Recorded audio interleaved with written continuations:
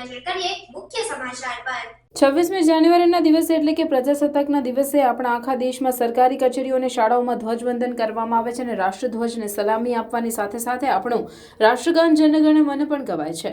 26મી જાન્યુઆરી પ્રજાસત્તાક દિન કે ગણતંત્ર દિવસ એક રાષ્ટ્રભાવનાની પ્રેરણા આપતું પર્વ છે, જેને લઈ દર વર્ષે દાહોદના ઠક્કરફળિયા વિસ્તારમાં 26 જાન્યુઆરી ખૂબ જ આનંદ અને ગર્વ સાથે ઉજવવામાં આવે છે।